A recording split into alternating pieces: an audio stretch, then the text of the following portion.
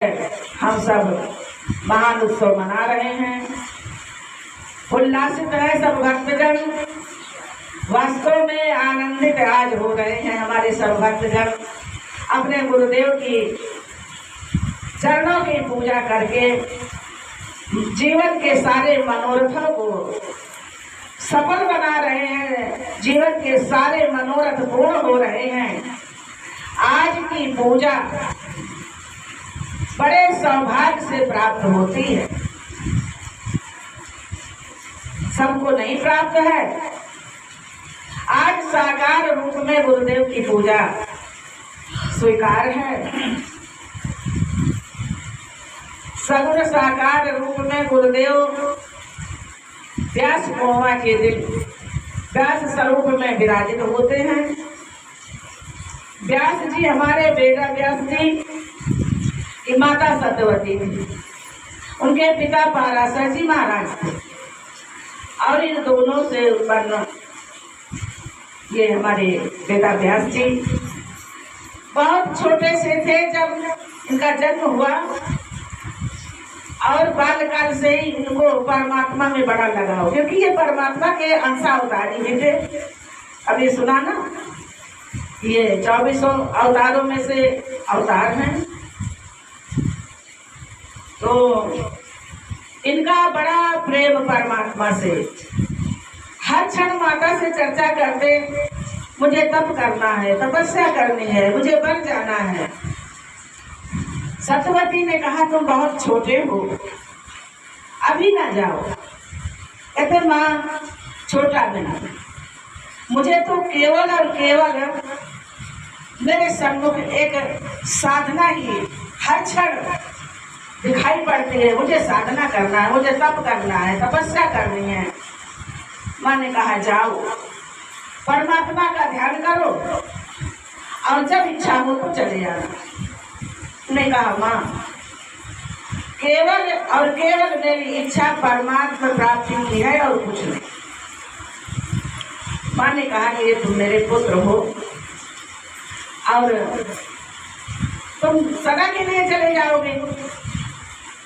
तो व्यास जी ने कहा नहीं माँ, जब तुम्हें मुझे याद करोगी, जब तुम्हें कोई आवश्यकता हो कि नहीं अब मेरा पुत्र मेरे समक्ष हो, मेरे प्रत्यक्ष मेरे पास में आए सामने, तो मुझे याद करना, मैं उपस्थित हो जाऊंगा। देखिए कितनी शक्ति है कि तुम याद करना, मैं कहीं भी होगा आ जाऊंगा। बेटा व्यास जी ने तप किया, ध्यान धारणा से परिपूर्ण हुए।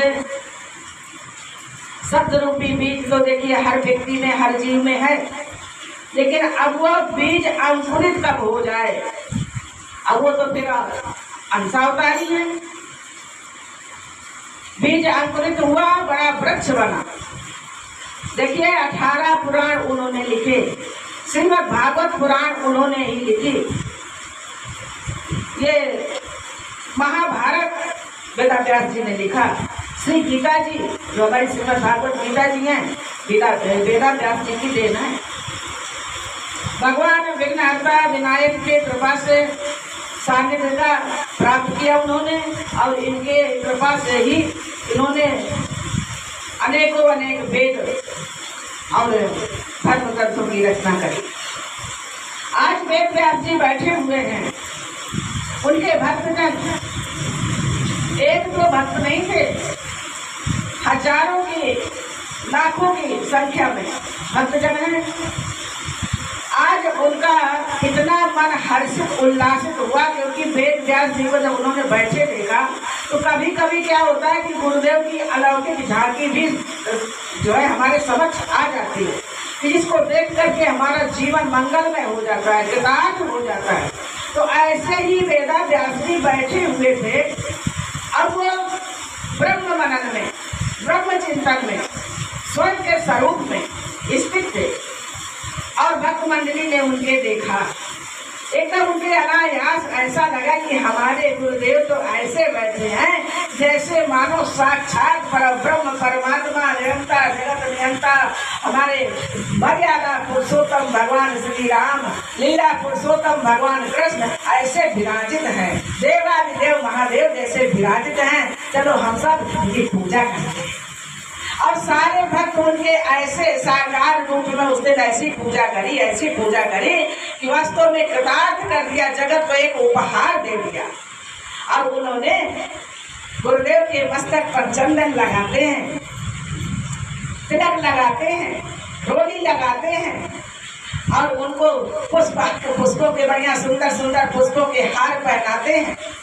उनको नए सुंदर नवीन वस्त्र उनको जो है चढ़ाते हैं, प्रदान करते हैं, फल उनको प्रदान करते हैं और सुंदर सुंदर मिठाइयाँ प्रदान करते हैं। बना हुआ भोग पदार्थ जो स्वयं पकाया हुआ है, ऐसा भोग नैवेद्य उनको प्रदान करते हैं। क्योंकि उन्होंने एक ऐसा दिव्य पर्व हमारे को प्रदान किया कि बिल्कुल ये वर्ष में आएगा और ये जीव मात्र को कृतार्थ कर देगा, मनुष्य मात्र को कृतार्थ करने वाला ये पर्व है। तो उन्होंने इस प्रकार से ऐसी विधि से पूजा किया। तो वेद व्यास जी इतने प्रसन्न हो गए जब उन्होंने देखा कि मेरे भक्त ऐसे साकार रूप में आज मेरा पूजन कर रहे हैं। तो उन्होंने कह दिया कि आज के दिन मतलब प्रतिवर्ष और सदैव के लिए सदा आज के दिन जो साकार रूप में अपने गुरुदेव की पूजा मेरा स्वरूप देके मेरा व्यास समझ करके पूजन करेगा, उनको नवीन वस्त्र, उनको पुष्पमालाएं, उनके इस ललाट पर चंदन कुमकुम करेगा, जो उनको नैवेद्य चढ़ाएगा, मिठाइयाँ फल फूल चढ़ाएगा, द्रव्य से भरपूर कर देगा, उनका जीवन कृतार्थ हो जाएगा। वेद व्यास जी ने अपने भक्तों से कहा, आज तो तुम इतने ऐसे लग रहे हो कि जैसे कोई सरोवर में कमल खिला हुआ है, इतने सुंदर तुम लोग खिले हुए हो, प्रसन्न हो। अब जो है आज तुम अपने गुरु का मंत्र करना, आज के दिन व्यास पूर्णिमा के दिन अपने गुरुदेव का दिया हुआ मंत्र का जप करना चाहिए। व्यास पूर्णिमा के दिन यदि गुरु नहीं आप करे, मंत्र नहीं मिला है तो ओम गुरु नमः, ओम गुरु नमः ये मंत्र कर सकते हो। अगर यह भी नहीं कर सकते हो तो गायत्री का जप करो और कम से कम 108 बार करो, ज्यादा करो बहुत करो अच्छी बात है, लेकिन एक माला तो करो। गायत्री मंत्र बड़ा सफलता देने वाला है, जीवन को मंगलमय बनाने वाला है। तो आज के दिन गायत्री मंत्र करो या ओम गुरु नमः करो या गुरु का दिया हुआ मंत्र करो और अपने मंदिर में जो आप सबके ग्रह हैं, घर हैं, कुटिया हैं, वहाँ जो आप मंदिर बना रखे हैं उन मंदिर में बढ़िया दीप जलाओ, भगवान की पूजा करो। संध्या काल में एक तुलसी जिनके हो तुलसी में दीपक जलाओ, उनका परिक्रमा करो। किसी बच्चे को, अब नहीं गुरुदेव करे हो तो किसी भी बच्चे को, किसी भी व्यक्ति को भोजन कराओ। कुछ भी उस बच्चे को नहीं पूछा तो आप एक पेंसिल लेके उनका दे दो, एक पेन लेके दे दो। कोई कन्या है उसको कुछ दे दो, लेकिन आज दान जरूर करो, क्योंकि आज का दान सुनहरे अक्षरों में लिखा जाता है। व्यक्ति आज हम देखते हैं वो आती हैं, वो क्या कहते हैं उनको रामश्री, और जाने कितने लोग उनको जो है फाड़ेंगे पुड़िया और खा जाएंगे। जय श्री जय श्री जय श्री। और एक वर्ष में ये महान पर्व आता है। हमारे कहने का मतलब देखिए, अन्यथा न लेना, एक वर्ष में यह पर्व आता है। रोज के 100 रुपए का वो जो है लोग जो न खाने योग्य हृदय में बिगाड़ने के लिए, अंतःकरण को मलिन करने के लिए ये सब पान कर लेंगे, लेकिन जब व्यास पूर्णिमा होगी या कोई पर्व होगा तब उनके 2 पैसे नहीं होते, क्योंकि उनके हृदय में जगह नहीं है। हृदय में जगह नहीं है। अब मनुष्य शरीर मिला है सुंदर, ये पावन शरीर, इसको कहा गया कि स्वयं सुंदर स्वयं सुलभ शरीरा, ये सुंदर है और सुलभ शरीरा, जो तन पाए भजे रघुवीरा। ये तभी सुंदर माना जाएगा और तभी पावन और तभी पवित्र और तभी सुलभ, जब इसको पा करके परमात्मा का भजन किया जाएगा। और परमात्मा तभी भजन अपना स्वीकार करते हैं जब हम गुरु के शरण में पहले जाते हैं, गुरुदेव का सम्मान करते हैं, गुरुदेव की आज्ञा का पालन करते हैं, तभी गुरुदेव की कृपा से परमात्मा हमारी भजन को, भक्ति को, भावों को स्वीकार करते हैं। यद्यपि परमात्मा की कृपा से मानव जीवन मिला है और गुरु की कृपा से, परमात्मा की कृपा से शरीर मिला है, परमात्मा की कृपा से गुरु मिला है और गुरु की कृपा से फिर परमात्मा मिला है। गंगा, गायत्री, गीता, गोविंद, गुरु। गंगा में जो भी नहाते हैं वह पाप मुक्त हो जाते हैं। गायत्री का जब करते जो सदमार्ग पंथ पर चलते हैं। गीता का जो भी गान करे वो भक्त मुक्त हो जाते हैं। गोविंद के जो गुण गाते हैं सदगुरु उन्हें मिल जाते हैं और सदगुरु के शरण जो जाते हैं तो गोविंद उन्हें मिल जाते हैं। गौ की सेवा जो करते हैं वो लोग धाम को जाते हैं। तुलसी की सेवा करते हैं वो विष्णु चरण को पाते हैं। तो इस प्रकार से जब हम गंगा जी, गायत्री माता, गीता माता, इनके शरण में जाकर के अभी परमात्मा की कृपा से ये शरीर जो मिला हुआ है उनका आभार व्यक्त करें तो वो जो है हमारे को गुरुदेव तक पहुंचा देते हैं। जब गुरुदेव में अटूट श्रद्धा होती है तो वो हमारे को परब्रह्म परमात्मा से मिला देते हैं जो हमारा स्वयं का स्वरूप है। तो इस प्रकार से अभी बात आई हम संसार में क्या करें और क्या ना करें, तो हम कुछ भी ना करें, लेकिन यदि हम परमात्मा की कृपा से गुरुदेव के शरण में पहुंच गए हैं और हमारे को ये पता चल गया है कि परमात्मा ने, गुरुदेव ने लिखाया कि तुम स्वयं शाश्वत नित्य सनातन हो, तुम्हारे सिवा दूसरा कोई नहीं है, तो इसका बड़ा गुण रहस्य है। माता जनक नंदिनी जी ने बताया हनुमान जी को कि रामम विद्धि परब्रह्म सच्चिदानंद अद्वयम सर्व उपाद विनर्मुक्तम सत्ता मात्रम गोचरम। राम परब्रह्म है, सच्चिदानंद है, रामम विद्धि परब्रह्म सत्ता मात्रम गोचरम और सर्व उपाधियों से रहित है, उनमें कोई उपाधि नहीं लगती। उपाधि किसमें नहीं लगती? सत्ता में, जो शाश्वत नित्य सनातन जो स्वयं स्वरूप है उसमें कोई उपाधि नहीं। ये कोई एको ब्रह्म द्वितीयो नास्ति। रामम विद्धि से रामम विद्धि परब्रह्म सच्चिदानंद अद्वयम, वो द्वैत रहित है, अद्वैत तत्व है, अद्वयम और सर्व उपाधि विनर्मुक्तम, सारी उपाधियों से रहित है, मुक्त है और सत्ता मात्रम गोचरम। तो हनुमान जी महाराज को ये बोध हो गया कि परब्रह्म परमात्मा सत्ता मात्र है और वो जो है एक ही है, दूसरा कोई है नहीं। तो उसको सोचा कि तो फिर जब एक ही ब्रह्म है, एक ही परमात्मा है, दूसरा है नहीं, तो तत्व से मैं वही हूँ, ये बोध उनको वहाँ हुआ। लेकिन तत्व से मैं वही हूँ तो बताइए कि क्या हमारे हनुमंत लाल जी ने राम की सेवा करना छोड़ दिया? क्या राम की भक्ति करना छोड़ दिया? क्या अन्य बड़ों जनों का सम्मान करना छोड़ दिया? क्या छोटों को प्रेम करना छोड़ दिया? क्या छोटों को आशीर्वाद देना छोड़ दिया? नहीं, क्योंकि उन्होंने कहा जब भगवान राम ने भी जो पूछा कि कौन हो तुम, हे हनुमंतलाल जी तुम कौन हो, तो मुस्कुराए और तुरंत वहीं पहुंचे अशोक पाठ का, तुरंत। और कैसे पहुंचे? मन से। अरे मैया ने बताया था नहीं, ऐसा तो मैं जानता ही नहीं। तो कहा कि देह दृष्टि तो दास हुआ, मैं देह की दृष्टि से तो हे प्रभु आपका दास हूँ और सदैव आपका दास ही रहूंगा। ऐसा थोड़ी कि बड़ा ब्रह्म हो गया, सत्ता का बोध हो गया तो मैं ही तो राम हो गया, मैं शरीर से ब्रह्म हो गया। ना ना ना, उन्होंने कहा देह दृष्टि तो दास हो, हम देह दृष्टि से तो मैं आपका दास हूँ प्रभु। तो कहना अच्छा हो, तो कहीं नरुल क्या जीव भाव अंश का, अरे जीव भाव से मैं आपका ही अंश हूँ, तो आनंद स्वरूप हूँ, ईश्वर अंश जीव विनाशी चेतन अमर सहज सुख राशि, तो मैं सुख की राशि हूँ, आपका अंश हूँ। कहना अच्छा तो और तो कहें प्रभु अब क्या पूछ रहे हो, अब तक तुझसे तो जवाब हो गई मैं हूँ, तब तो कोई होता ही नहीं है। तो परब्रह्म परमात्मा साक्षात जगत नियंता जो आप हैं, अवस्था तो एक ही है। तत्व को जानने वाला व्यक्ति जिस प्रकार से फला हुआ वृक्ष बिल्कुल झुक जाता है, नमता है, ऐसे ही विद्या विनय संपन्ने ब्राह्मणे कविहस्तने सुन चावे सोपागाचा पंडिता समदर्शिना।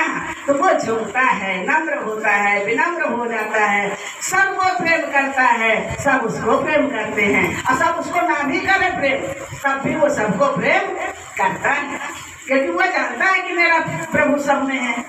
भाई सब तो नहीं जानते कि मेरा प्रभु सब में, लेकिन वो क्योंकि हमारी बहनें हैं उनके दृष्टि में सब दिए इसने प्रेम, क्योंकि वो जानती हैं कि मेरा जगत नियंता ही सब में बसा हुआ है? सब में मेरा राम ही बसा हुआ है, जो राम सब में रम रहा, जो राम सबके पास है। नहीं जानता है मूढ़ जो माया मरी का दास है। तो जो माया का दास है, जो माया को बचता है, वो नहीं जानता है, तो वो फंसा है संसार में। लेकिन जो जानता है वो विनम्र हो जाता है, उसमें प्रेम उत्पन्न हो जाता है, और प्रेम हरि का रूप है। घाट बाढ़ का चुनाए एक हो तुम में लगे जो सूरज धूप। प्रेम गली अति सांकरी, बहुत सांकरी है, ऐसी सांकरी है कि बस एक आ रहा व्यक्ति तो फिर दूसरा वहां से घुस ही नहीं सकता। आपने देखा होगा बनारस की गलियों में ऐसी सकरी गली है कि अगर आप आ रहे हो तो इंसान तो चले चला जाए, लेकिन कोई बैल आ जाए, पछड़ा आ जाए तो घुस जाए, नहीं निकल सकता। कचौड़ी गली ना, बहुत सकरी गली। तो प्रेम गली अति साकरी कचौड़ी गली। अजा में दो न समाय, अजब हरि था, जब मैं था तब हरि नहीं, यानी कि जब शरीर भाव था तब हरि नहीं था, होते हुए भी जब मैं था तब हरि नहीं, अब हरि है मैं नहीं, अब हरि ही हरि है, अब ये शरीर रूपी मैं नहीं हूँ। तो इस प्रकार से जब हमारे गुरुदेव ने बताया, दिखाया, समझाया, तो ये व्यास पूर्णिमा भी समझ में आई। ये वास्तव में ये परम पुनीत ये व्यास पूर्णिमा वास्तव में आज के दिन यदि किसान खेत में आषाढ़ के मास महीने में किसान खेत को जोतता है बढ़िया से और बुआई करता है, बीजारोपण करता है, तो अभी जो है और फिर क्या करता है, वो बीच में जो उसकी सिंचाई भी करता है, गुड़ाई भी करता है, देख रेख रखता है, तो अच्छी फसल प्राप्त करता है। तो एक साल बैठ करके खूब अच्छे से जो है प्रसन्न मन से उसको भोग करता है। तो आज का ये जो हमारा व्यास पूर्णिमा का दिवस है, इस दिवस में हमारे भक्तजन ये अपने अच्छे से, क्योंकि इन्होंने बहुत जुताई कर रखी है, हर शनिवार को आकर के ये जो है बढ़िया शब्द रूपी बीज को खूब सुरक्षित रख के और खूब जो है अपने अंतःकरण रूपी खेत को खूब जुताई करी है। अब ये बीजारोपण किया, अब जो है जो रविवार को आया के इसकी गुड़ाई सिंचाई खूब ये सब, और रुंधाई गांव वाले जानते हैं, कांटा लगाया जाता है खेत के किनारे किनारे कि कोई वैसा पशु जो आइंदा खाते उनका मतलब ये छोटा पशु होते हैं, वो आगे रात बिरात घुसकर उस फसल को खा ना जाए, तो वो कांटा खेत के अगल बगल से लगा देते हैं। तो ये जो है उसका होता है ताकना।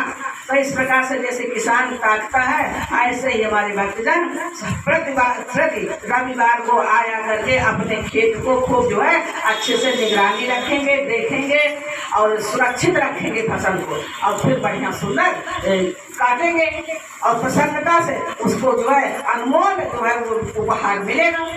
अनमोल उपहार को सजो करके अपना कीमती उपहार फिर रखेंगे और जीवन कृतार्थ होगा, मंगलमय होगा। क्योंकि वास्तव में छटे हुए हैं आप सब, छटे हुए आप सब हैं, क्योंकि ये व्यास पूर्णिमा ऐसे बैठ करके, जैसे यहाँ बैठ करके आप सब पा रहे हैं, ऐसे बहुत दुर्लभ है। व्यास पूर्णिमा बहुत जगह है, देखिए बड़े हर्षोल्लास के साथ आज कम से तो नहीं, जब से जो है ये आषाढ़ मास लगा तब से व्यास पूर्णिमा का ये जो है पर्व चल रहा है, अब चल ही रहा है, अभी चलता भी रहेगा, अभी चलेगा काफी दिन तक है। पर लेकिन इतनी कहीं कहीं तो भीड़ है कि लोग जो है एक के ऊपर एक गिरे जा रहे हैं। यहाँ कितने सहजता से आप हम सब बैठे हुए हैं, कितना जो है प्रेम से एक दूसरे पे नजर हमारी जा रही है। इतने जो है एक दूसरे का प्रेम एक दूसरे पे छू रहा है, स्पर्श कर रहा है। ऐसा प्रेम ये क्षण ये दुर्लभ है। अब दुर्लभ मानुष देह भी है, दुर्लभो मानुषो देहि देहि नाम क्षण भंगुरा। तो इस प्रकार से ये आज जो मिला है, ये जो पावन पर्व व्यास पूर्णिमा का आज मिला है, ये हम तो यही कहेंगे कि हे परमात्मा ने, हे गुरुदेव, आपको प्रतिवर्ष मिलता रहे, बार बार मिलता रहे और अनंत अनंत खुशियाँ हमारे गुरुदेव की कृपा से आपकी झोलियों में भरती रहे। अनंत खुशियों से आप सबकी झोलियाँ भरें, क्योंकि आप अधिकारी हैं अनंत खुशियों के। अनंत अनंत उपहार हे गुरुदेव आप सबकी झोलियों में प्रदान करें। और इन्हीं शब्दों के साथ, क्योंकि आज की ये व्यास पूर्णिमा आप सबको मंगलमय हो, खूब हर्षो उल्लासमय हो और खूब जो है समृद्धता को प्रदान करे, परिपूर्ण हो आप, परिपक्व हो आप और खूब अमृत वर्षा सब में बरसे, सुख समृद्धि खूब बरसे और शरीर भी पुष्ट रहे और धन धान से भी संपन्न रहो। और इन्हीं शब्दों के साथ हम आज अपनी वाणी को यही विराम देते हुए आप सभी लोगों के पावन पवित्र चरणों में नमन करता और सर्वे भवन्तु सुखिनः, सर्वे सन्तु निरामयाः, सर्वे भद्राणि पश्यन्तु मा कश्चित् दुर्भाग् भवेत्। ओम विश्वानदेव सबदूतानि पराशुरे यद्भद्रं कर्णयाशुरे। ओम पूर्णमदः पूर्णमिदं पूर्णात् पूर्णमुदच्यते पूर्णस्य पूर्णमादाय पूर्णमेवावशिष्यते। बोले सद्गुरुदेव भगवान की जय।